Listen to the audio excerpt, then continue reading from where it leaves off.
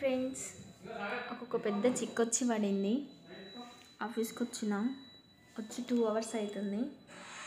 ఏం జరిగింది అంటే నిన్న అంటూ ఒక ఫైల్ పంపించమన్నారు మా సారు. రేపు మార్నింగ్ వచ్చిన తర్వాత పంపిస్తే సార్, ఇప్పుడు లేట్ అవుతుంది అని వెళ్తున్నా అని చెప్పిన ఓవర్గా. ఇప్పుడు వచ్చి 2 అవర్స్ అయింది ఆఫీస్కి.